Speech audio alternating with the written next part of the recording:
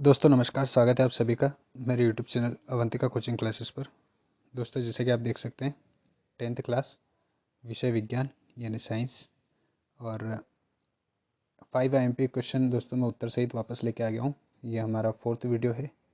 देख सकते हैं डेली में बैक टू बैक एक एक वीडियो डाल रहा हूँ दोस्तों, ताकि 5-5 क्वेश्चन करके अगर आप साथ साथ याद करेंगे तो बहुत सारे आपके ऑब्जेक्टिव भी कवर होंगे इसी वीडियो में और आपको आंसर भी याद हो जाएंगे। दोस्तों इसमें खास बात यह है कि हिंदी और इंग्लिश दोनों मीडियम में मैं दोनों ही लैंग्वेज में मैं डाल रहा हूँ, तो आपको किसी भी गाइड में ढूंढने की ज़रूरत नहीं पड़ेगी। दोस्तों 4th वाला वीडियो है ये हमारा, ठीक है। तो दोस्तों बने रहिए हमारे साथ अंत तक इस वीडियो में, क्योंकि बीच में मैं बहुत सारे ऑब्जेक्टिव बताऊंगा जो कि आपको याद होना ज़रूरी है। कुछ ऑब्जेक्टिव ऐसे भी हैं जो आपने पढ़े नहीं होंगे कभी, तो वो भी आपके इसमें कवर होंगे दोस्तों, ठीक है। तो दोस्तों अगर हमारे वीडियो को आप पहली बार देख रहे हैं तो लाइक शेयर करें, चैनल को सब्सक्राइब कर लें और बेल आइकन जरूर प्रेस कर लें दोस्तों, और वीडियो को बिना स्किप किए देखें, ठीक है दोस्तों, ताकि आपके बहुत सारे ऑब्जेक्टिव कवर होंगे। ओके, तो दोनों लैंग्वेज में हम आंसर देखेंगे दोस्तों, जो कि यूट्यूब पे कहीं नहीं मिलेगा आपको, ठीक है। और दोस्तों वीडियो बनाने में काफ़ी मेहनत लगती है, तो प्लीज़ लाइक शेयर ज़रूर करें, और अगर कोई दिक्कत आती है दोस्तों, कोई भी डाउट आता है आपका, तो कमेंट ज़रूर मुझे करें। मैं आपका जो डाउट है वो क्लियर करने की पूरी कोशिश करूँगा, ठीक है। तो चलिए दोस्तों शुरू करते हैं। फर्स्ट क्वेश्चन है हमारा, देख सकते हैं क्वेश्चन नंबर मैंने 16 डाला हुआ है, क्योंकि ये हमारा चौथा वीडियो है। इससे पहले 3 वीडियो में साइंस के डाल चुका हूँ दोस्तों, 5-5 क्वेश्चन के, तो 15 क्वेश्चन पहले डाल चुका हूँ मैं, और 20 क्वेश्चन के 4 वीडियो बना के मैंने सोशल साइंस के डाल दिए दोस्तों, SST के, ठीक है। तो आपने अगर अभी तक वो नहीं देखे तो ज़रूर देखें, ताकि एक वीडियो आपको 3 से 4 नंबर मिनिमम देके जाएगा, कम से कम 3 से 4 नंबर। ओके दोस्तों, तो बहुत ज़्यादा इंपॉर्टेंट हो जाते हैं ये वीडियो, ठीक। और चलिए फर्स्ट क्वेश्चन देखते हैं। उदासीनीकरण अभिक्रिया को उदाहरण सहित समझाना है। Explain the neutralization reaction with example, ठीक है दोस्तों। तो फर्स्ट चैप्टर का क्वेश्चन है, चलिए इसका आंसर देख लेते हैं। पहले हिंदी में देख लेते हैं। अम्ल और क्षार आपस में मिलकर लवण और जल बनाते हैं। लवण यानी सॉल्ट, है ना, यानी नमक, ठीक है। जिसके दोस्तों अगर यहाँ से आपसे ऑब्जेक्टिव पूछ ले कि लवण जो है या सॉल्ट जो है उसका पीएच मान कितना होता है, तो दोस्तों 7 होता है ना। ये न्यूट्रल होता है, न तो अम्ल में आता है न क्षार में आता है, ठीक है। और यहाँ से आपका ऑब्जेक्टिव बन सकता है कि अम्ल जो है उसका पीएच मान कितना होता है। तो मान अगर पूछे तो 7 से कम लिखेंगे दोस्तों, 7 से कम यानी लेस देन 7, ठीक है। अगर रेंज पूछे तो रेंज आपको 0 से 7 लिखना पड़ेगा दोस्तों, ध्यान रखिएगा। रेंज अगर पूछे तो कम से कम कितना होता है और अधिक से अधिक कितना होता है, वो दोनों लिखने होते हैं। और अगर केवल वैल्यू पूछे तो 7 से कम होता है, ठीक है। इसके बाद अगर क्षार पूछते हैं तो 7 से लेके 14 के बीच में, 7 से लेकर 14 तक होता है, ठीक है दोस्तों। मतलब 7 से अधिक होगा तो बेस बेस होगा यानी क्षार होगा, है ना। तो ये जरूर जरूर चीज़ें याद रखें दोस्तों। इसे ही उदासीनीकरण अभिक्रिया कहते हैं। मतलब एक एसिड और एक बेस अगर मिल जाता है, अम्ल और क्षार दोनों मिल जाते हैं, तो क्या बनता है दोस्तों, एक तो साल्ट यानी नमक बनता है या लवण जिसको हम बोल सकते हैं, और एक जल बनता है, ठीक है दोस्तों। चलिए इंग्लिश मीडियम में देख लेते हैं इसी को। चलिए, acid and bases are react with each other to form salt and water, this is called a neutralization reaction. तो दोस्तों एक एसिड और एक बेस भी अगर मिल जाता है तो वो सॉल्ट एंड वाटर बनाता है, ठीक है। एसिड बेस के बारे में मैं बता चुका हूँ। बेस की पीएच रेंज कितनी होती है दोस्तों, 7 से लेकर 14 तक, मतलब 7 से ज़्यादा आता है, 7 से मोर देन 7 अगर आता है तो वो बेस होगा। और एसिड के लिए क्या होगा दोस्तों, 0 to 7, ठीक है। अगर मान लीजिए आपको 4 ऑप्शन दे दिए और पूछ लिया इनमें से एसिड का पीएच वैल्यू कितना होगा, तो मान लीजिए एक दे दिया तुमको 3, एक दे दिया 7, एक दे दिया 9, एक दे दिया 12, तो एसिड का पीएच वैल्यू कितना होगा दोस्तों, 7 से कम होता है, तो आपका आंसर एसिड का पीएच वैल्यू 3 हो जाएगा। ओके, तो इस टाइप से आपसे क्वेश्चन पूछ सकता है दोस्तों, तो आपको पता होना चाहिए। चलिए इसकी समीकरण देख लेते हैं दोस्तों। इक्वेशंस, दोस्तों इक्वेशंस आप जरूर करके जाएं, क्योंकि पिछले साल जो है 5 से 6 नंबर में ये चैप्टर पूछा गया था और सारी इक्वेशन ही इक्वेशन पूछी थी, ठीक है। तो आप जरूर कर ले दोस्तों इक्वेशंस। ये देखिए, ये हमारा HCl यानी हाइड्रोक्लोरिक एसिड है, ये हमारा अम्ल है, और ये जो है ये हमारा बेस है यानी क्षार है। ये हमारा क्षार है दोस्तों, और ये है हमारा अम्ल। और हमने डेफिनेशन में जैसे कि पढ़ा, अम्ल और क्षार दोनों मिलकर क्या बनाते हैं दोस्तों, सॉल्ट यानी नमक बनाते हैं। इसको लवण भी लिख सकते हैं आप, सॉल्ट। और जल बनाते हैं यानी पानी, ठीक है। तो दोस्तों ये जल का सूत्र है, याद रखिएगा, ऑब्जेक्टिव में कभी पूछ ले तो H2O, इसका रासायनिक नाम है दोस्तों हाइड्रोक्साइड। और साधारण नमक, ये बहुत बार पूछा हुआ दोस्तों, साधारण नमक का सूत्र क्या है, NaCl यानी सोडियम क्लोराइड। इसका नाम क्या होगा दोस्तों, केमिकल नेम सोडियम क्लोराइड और टेबल सॉल्ट के नाम से भी पूछा है दोस्तों, टेबल सॉल्ट या खाने का नमक, उसका सूत्र लिखे तो NaCl होता है दोस्तों। ओके, याद रखिएगा। चलिए आगे बढ़ते हैं दोस्तों अगले क्वेश्चन की तरफ। दोस्तों वीडियो अगर इंफॉर्मेटिव लग रहा है और इम्पोर्टेंट लग रहा है तो वीडियो को लाइक शेयर करें, चैनल को सब्सक्राइब करें और एक प्यारा सा कमेंट कर दें अगर वीडियो आपको पसंद आ रहा है। स्वपोषी एवं विषमपोषी में अंतर लिखिए। Right the difference between autotrophs and heterotrophs. दोस्तों मोस्ट इंपॉर्टेंट क्वेश्चन है, 2 नंबर के लिए पूछा जाता है। कभी कभी 2 नंबर में केवल स्वपोषी पूछ लेता है ना, तो आपको पता होना चाहिए। चलिए डेफिनेशन देख लेते हैं हम, पहले हिंदी में फिर इंग्लिश में देखेंगे। तो ये देखिए आप स्क्रीन पे देख सकते हैं, स्वपोषी अपना भोजन प्रकाश संश्लेषण के द्वारा स्वयं बनाते हैं। मतलब ऐसे जीव है ना, मतलब ऐसे लिविंग क्रिएचर्स है ना, जीवित ऐसे जीव जो प्रकाश संश्लेषण यानी फोटोसिंथेसिस के द्वारा जो है अपना भोजन स्वयं बनाते हैं, उसे हम क्या कहते हैं दोस्तों, स्वपोषी कहते हैं, है ना, जो अपना भोजन स्वयं बनाए। जैसे कि हरे पौधे प्रकाश संश्लेषण के थ्रू करते हैं। ठीक है, प्रकाश संश्लेषण का दोस्तों इससे पहले वाले वीडियो में प्रकाश संश्लेषण को बहुत अच्छे से डिटेल में समीकरण सहित बता चुका हूँ। अगर आपने वो वीडियो नहीं देखा है तो अभी चैनल पर विजिट करें और जरूर देखें। ठीक है, तो ये हरे पौधे जो है स्वपोषी कहलाते हैं। तो दोस्तों यहाँ से एक ऑब्जेक्टिव भी बनेगा आपका कि प्रकृति में जो है उत्पादक किसे कहा जाता है, उत्पादक यानी प्रोड्यूसर किसे कहा जाता है दोस्तों, तो हरे पौधों को प्रोड्यूसर कहा जाता है, क्योंकि वो अपना भोजन खुद बनाते हैं। वो कहीं से चावल खरीद के ला के पकाते नहीं है, या गेहूँ पीस के वो आटा बना के फिर रोटी नहीं बनाते हैं, है ना। वो नेचर के थ्रू जो है प्रकाश संश्लेषण के थ्रू प्रकाश संश्लेषण क्रिया के द्वारा जो है ग्लूकोज का निर्माण करते हैं। तो ये उत्पादक कहलाते हैं, प्रोड्यूसर कहलाते हैं, याद रखिएगा। फिर आता है विषमपोषी जीव। अपने भोजन के लिए प्रत्यक्ष या अप्रत्यक्ष रूप से अन्य जीवों पर निर्भर रहते हैं, जैसे कि हम खुद हो गए, है ना, मनुष्य और जंतु। ठीक है, तो मनुष्य क्या करता है, अपना भोजन प्राप्त करना है तो सब्जी लेके आएगा, तो कहाँ से लाएगा, पौधों से प्राप्त करेगा। रोटी बनाएगा तो रोटी गेहूँ से बनेगी, और गेहूँ कहाँ से, खेतों से यानी पौधों से प्राप्त हो रहे हैं। तो ये विषमपोषी कहलाता है दोस्तों। ठीक है, शिकार करने वाले जितने भी जीव जंतु होते हैं वो भी विषमपोषी होते हैं। हम भी विषमपोषी है, दूध पीने के लिए हम गाय के ऊपर निर्भर हैं, है ना, बकरी के ऊपर निर्भर है, पशुओं के ऊपर निर्भर है। ठीक है, तो ये विषमपोषी जीव कहलाते हैं। चलिए इंग्लिश मीडियम में देख लेते हैं दोस्तों इसको थोड़ा सा। देखिए देख सकते हैं, autotroph produce their own food through photosynthesis such as green plants. ये आपका 2 नंबर के लिए डेफिनेशन अगर पूछी जाए तो दोस्तों ये ऊपर वाली डेफिनेशन आप लिख लें। ठीक, फिर हेटेरोट्रॉप्स पूछ देख लेते हैं दोस्तों। हेटेरोट्रॉप में आएगा, हेटेरोट्रॉप डिपेंड डायरेक्टली और indirectly on other organism for their food such as human and animals. तो ह्यूमंस यानी मनुष्य और एनिमल यानी जीव जंतु जो है ये डायरेक्टली और इनडायरेक्टली किसके ऊपर डिपेंड रहते हैं दोस्तों, अदर अदर एनिमल्स के ऊपर, है ना, डिपेंड रहते हैं। ठीक है, अदर ऑर्गेनिज्म यानी दूसरे जीवों के ऊपर निर्भर रहते हैं। ठीक है, तो ये अपने हेटेरोट्रॉप्स यानी विषमपोषी हो गए दोस्तों। यहाँ से आपसे पूछा जा सकता है प्रोड्यूसर किसे कहा जाता है, याद रखिएगा ये प्रोड्यूसर है ना। इसके बाद एक कंज्यूमर अगर आपसे पूछ लेता है, कंज्यूमर, तो कंज्यूमर किसको कहते हैं दोस्तों, कंज्यूमर जितने भी होते हैं वो सारे हेटेरोट्रॉप्स होते हैं, यानी उपभोक्ता, उपभोक्ता है ना। ठीक है, मतलब पौधों को खाने वाले सारे कंज्यूमर यानी हेटेरोट्रॉप्स है। ठीक दोस्तों, यहाँ से आपके शाकाहारी, मांसाहारी और सर्वाहारी यानी हर्बीवोरस, कार्निवोरस और ओमनिवोरस, ये भी आपके इंपॉर्टेंट क्वेश्चन बनेगा दोस्तों, जो कि मैं आगे के वीडियो में लेके आऊँगा। वैसे आपको चिंता करने की कोई ज़रूरत नहीं है। चलिए अगले क्वेश्चन की तरफ बढ़ते हैं दोस्तों। मोस्ट इंपॉर्टेंट क्वेश्चन साइंस का, कि तारे क्यों टिमटिमाते हैं।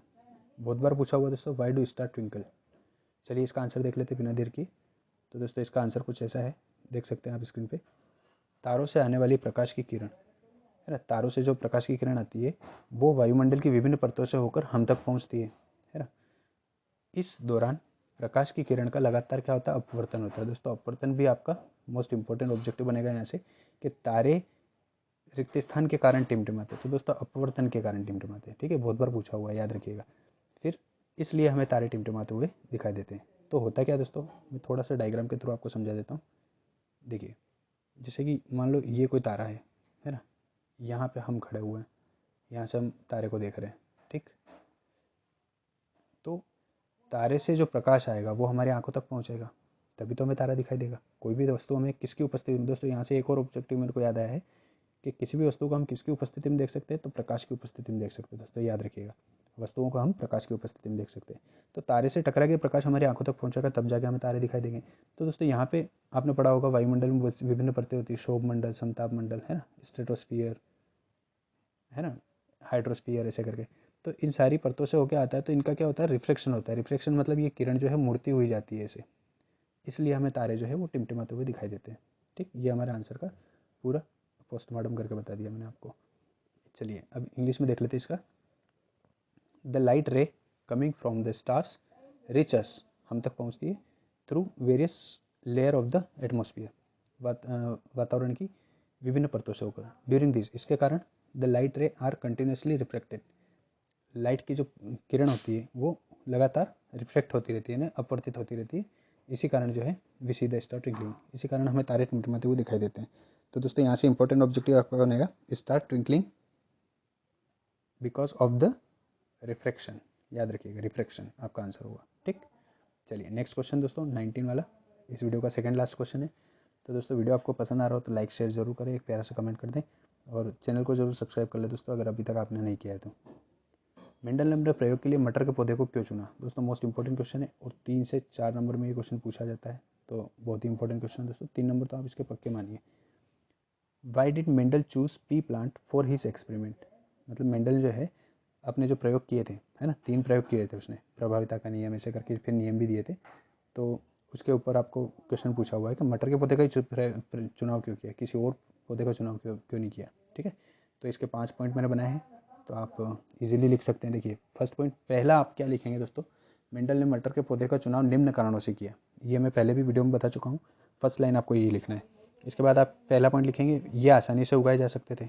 ठीक है, कहीं भी आसानी से इनको उगाया जा सकता है तो कोई दिक्कत नहीं होती है, इसलिए इसको चूज़ करना एक बड़ा कारण था। फिर इनका जीवन चक्र छोटा होता था, मतलब 1 साल में ये उग भी जाता था और ख़त्म भी हो जाता था, तो मतलब इसका जीवन चक्र पूरा हो जाता था, लाइफ सर्कल पूरा हो जाता था। तो इससे क्या होता था, कम समय में कई पीढ़ियों का अध्ययन कर संभव था। मान लो 3 साल तक अगर एक्सपेरिमेंट चल रहा है तो 3 पीढ़ियों का अध्ययन हो गया, है ना, 3 जनरेशन का स्टडी कर लिया उन्होंने, है ना, ऐसे करके। ठीक, अगला है इनमें स्पष्ट और विपरीत लक्षण थे। मतलब मटर जो है दोस्तों मटर जो है एक ही तरह के नहीं होते हैं। जैसे कोई पौधा टेंगड़ा है, कोई पौधा लंबा है ना, कोई टॉल है और कोई स्मॉल पौधा है, ठीक है, शॉर्ट है। तो ऐसे करके बहुत सारे, कोई पीले बीज वाले होते हैं, कोई हरे बीज वाले होते हैं, है ना, किसी किसी बीजों पे झुर्रियाँ होती है ना, रिंकल्स होते हैं, किसी किसी पे नॉन रिंकल्स, मतलब एकदम चिकने बीज होते हैं, कोई गोल होते हैं, कोई थोड़े लंबे होते हैं, इस टाइप के अलग अलग लक्षण होते हैं। ठीक है, चलिए फोर्थ क्वेश्चन देख लेते हैं, फोर्थ ऑब्जेक्टिव इसका पॉइंट देख लेते हैं। वे स्वपरागण और परपरागण दोनों कर सकते थे। तो दोस्तों परागण की दोनों विधियाँ उसमें होती थी, स्वपरागण और परपरागण, ये भी एक मोर इम्पोर्टेंट जो है, मोस्ट इम्पोर्टेंट कारण था। फिर वे बड़ी संख्या में बीज भी पैदा करते थे। बीजों की जो पैदावार होती थी दोस्तों, पौधे से बीज बहुत ज़्यादा मात्रा में मिल जाते थे, तो उनका निरीक्षण यानी उनका परीक्षण करना बहुत आसान हो जाता था। ठीक है, चलिए इंग्लिश में देख लेते हैं इसी को। दे वर इजीली टू कल्टिवेट, ठीक है, आसानी से उगाए जा सकते थे। They had short life cycle, इनका लाइफ साइकिल बहुत शॉर्ट होता था। Allowing for the study of multiple generation in short time. ठीक, इसके बाद नेक्स्ट देखिए, दे possessed distinct and contrasting traits, इनमें कंट्रास्टिंग ट्राइट्स होते थे, अलग अलग लक्षण होते थे। They could undergo both self pollination and cross pollination, इनमें क्रॉस पॉलिनेशन और सेल्फ पॉलिनेशन दोनों टाइप का पॉलिनेशन होता है। They produce a large number of seeds, इनमें सीड्स जो है वो लार्ज नंबर में पाए जाते थे, मतलब बहुत ज़्यादा मात्रा में पाए जाते थे। ठीक है, ये हो गया हमारा दोस्तों क्वेश्चन। वीडियो आपको कैसा लग रहा है दोस्तों, लाइक शेयर करें, कमेंट में मुझे ज़रूर बताएं, ताकि मैं और ज़्यादा मोटिवेट होकर और आपके लिए इंपॉर्टेंट क्वेश्चन की वीडियो बना सकूँ। चलिए अगला क्वेश्चन है और लास्ट क्वेश्चन इस वीडियो का हमारा, प्रकाश के परावर्तन को चित्र से समझाना है। इंपॉर्टेंट क्वेश्चन दोस्तों, परावर्तन यानी रिफ्लेक्शन। ठीक है, तो explain the reflection of light with the help of diagram. दोस्तों इसमें डायग्राम भी बनाना है, यानी चित्र भी बनाना है। चित्र दोस्तों इसका 2 नंबर में पूछा हुआ है ना, प्लस इसके हम इस वाले चैप्टर में, इस वीडियो में जो है हम इसके नियम भी देखेंगे दोस्तों। 2 नियम भी हैं, तो ये नियम भी 2 नंबर में पूछे गए हैं बोर्ड में कई बार, और ये क्रिया भी पूछी गई है और ये भी पूछे गए हैं। ठीक है, चित्र भी पूछा गया है। तो चलिए देख लेते हैं दोस्तों। देखिए आंसर है इसका, जब प्रकाश की किरण किसी भी चमकदार सतह से टकराती है तो क्या होता है, टकरा के वापस उसी माध्यम में लौट आती है। ठीक है, यू टर्न ले लेती है, चित्र में हम समझेंगे। इसी घटना को क्या कहते हैं, प्रकाश का परावर्तन कहते हैं। ठीक है दोस्तों, ये हमारी हिंदी में डेफिनेशन हो गई। क्या हुई कि जब प्रकाश की किरण किसी चमकदार सतह से टकरा कर वापस उसी माध्यम में लौट आती है तो इसे हम प्रकाश का परावर्तन कहते हैं। ओके, चलिए इंग्लिश मीडियम में देख लेते हैं। देख सकते हैं, when a ray of light strike a shiny surface, जब लाइट रे जो है वो किसी शाइनी सरफेस पे टकराती है तो बाउंस बैक हो जाती है, टकरा कर वापस रिटर्न हो जाती है इनटू द सेम मीडियम, उसी माध्यम में वापस से लौट आती है दोस्तों, है ना। This is called reflection of light, इसी को हम क्या कहते हैं दोस्तों, लाइट का रिफ्लेक्शन कहते हैं। ठीक है, तो ये इंग्लिश में हमारा आंसर हो गया दोस्तों। आप चाहे तो स्क्रीनशॉट लेते रहें साथ साथ। ठीक है, चलिए आगे बढ़ते हैं दोस्तों, इसके नियम की तरफ चलते हैं। जैसे कि मैंने बोला था कि इसके 2 नियम होते हैं, वो नियम भी पूछे जाते हैं, बहुत बार बोर्ड में पूछे गए हैं। तो परावर्तन के नियम हम लिख लेते हैं दोस्तों। पहला नियम है कि आपतन तथा परावर्तन, आपतन तथा परावर्तन कोण का मान जो है वो सदैव बराबर होता है। ठीक है, ये याद रखिए। चित्र में मैं बताऊँगा आपतन और परावर्तन क्या होता है। तो आपतन और परावर्तन कोण का मान सदैव बराबर होता है। फिर देखिए, आपतित किरण, परावर्तित किरण और आपतन बिंदु पर जो अभिलंब है, ये तीनों एक ही तल में होते हैं। क्या क्या चीज़ें, एक तो आपतित किरण हो गई, एक परावर्तित किरण हो गई, और एक आपतन बिंदु पर जो अभिलंब होता है, नॉर्मल जिसको हम बोलते हैं, वो चित्र में मैं बताऊंगा आपको। ये तीनों जो है एक ही तल में होते हैं। दोस्तों ये नियम थे हमारे, और ये हमारे वीडियो का लास्ट क्वेश्चन का आंसर जो हिंदी मीडियम में हमने देखा, अब इंग्लिश मीडियम में देख लेते हैं। इसके नियम, रूल्स देख लेते हैं। लॉ, तो लॉ ऑफ रिफ्लेक्शन क्या होता है दोस्तों, फर्स्ट लॉ ऑफ रिफ्लेक्शन है the angle of incident is always equal to the angle of reflection. Incident angle और रिफ्लेक्टेड एंगल दोनों की वैल्यू बराबर होती है। द इंसिडेंट रे है ना, एक तो इंसिडेंट रे हो गई, the reflected ray and the normal at the point of incident are lie between the same plane. ये तीनों एक ही तल में होते हैं। चलिए, तो दोस्तों अब हम चलते हैं चित्र की तरफ, तो चित्र से समझ लेते हैं। देख सकते हैं दोस्तों, चित्र आपके सामने है, प्रकाश का परावर्तन जैसा कि लिखा ही है। ठीक है, तो ये है हमारा नॉर्मल, यानी इसे हम क्या कहते हैं दोस्तों, अभिलंब कहते हैं। ये हमारी आपतित किरण है, यानी इंसिडेंट लाइन है। और ये हमारी परावर्तित किरण है, जो कि देखो ये आपतित किरण जो है इस दिशा में जा रही है। ठीक, तीर के निशान से आपको पता चल रहा होगा, ये इस दिशा में जा रही है दोस्तों। और परावर्तित किरण ये जो है, ये हमारा दर्पण है, यानी प्लेन मिरर है, चिकनी सतह जो बोला था, है ना। और ये टकराई थी, यही है किरण यहाँ से, और यहाँ पे वापस रिटर्न जा रही है उस दिशा में, ये परावर्तित होकर जा रही है। ठीक है, तो इसको हम परावर्तित किरण कहते हैं, इसको आपतित किरण कहते हैं। ठीक है, और ये बीच में जो 90 डिग्री का जो है लाइन खींची हुई है इस प्लेन पे, इसको हम कहते हैं दोस्तों अभिलंब। ठीक है, अब याद रखिएगा, अभिलंब और आपतित किरण और अभिलंब के बीच का जो ये वाला कोण बनता है, इसको हम क्या बोलते हैं दोस्तों, आपतन कोण कहते हैं, है ना। बोला था ना इंसिडेंट एंगल, तो ये इंसिडेंट एंगल है, ये आपका इंसिडेंट एंगल आई से डिनोट करते हैं इसको। ठीक, फिर आता है अभिलंब और परावर्तित किरण जो है, इनके बीच का जो कोण होता है, इसको हम बोलते हैं परावर्तन कोण, और परावर्तन कोण को बोलते हैं दोस्तों आर, यानी रिफ्लेक्टेड एंगल। तो एंगल आर, इसको आप लिख सकते हैं, क्या लिख सकते हैं दोस्तों, इसको आप एंगल आर लिख सकते हैं, एंगल आर इस टाइप से। और इसको लिख सकते हैं angle I, is always equal. तो ये दोस्तों हमारा प्रकाश का परावर्तन का नियम है। ठीक है, ये देखिए आपतित किरण, देखिए मैं स्क्रीन को क्लियर करके वापस देख लेता हूँ। देखिए, ये आपतित किरण कहाँ पे आ रही, इस तल में आ रही, बी पे। परावर्तित किरण भी कहाँ से निकल रही, बी से निकल रही है। और ये लंब भी कहाँ पे आके मिल रहा है, बी पर आके मिल रहा है। तो यही तो हमारा प्रकाश का परावर्तन का दूसरा नियम है कि आपतित किरण, परावर्तित किरण और अभिलंब तीनों एक ही तल में होते हैं, ये देखिए। ठीक, और ये साइन, ये जो आई जो इंसिडेंट एंगल है, यानी आपतित कोण, और परावर्तित कोण जो है, ये दोनों की वैल्यू इक्वल होती है। ये हमारा पहला नियम है। ठीक है दोस्तों, तो वीडियो आपको कैसा लगा दोस्तों, जरूर कमेंट करके मुझे बताएं, और वीडियो को लाइक शेयर करें, चैनल को सब्सक्राइब कर ले दोस्तों, और बेल आइकन प्रेस कर ले। मिलता है अगले वीडियो में, तब तक के लिए धन्यवाद।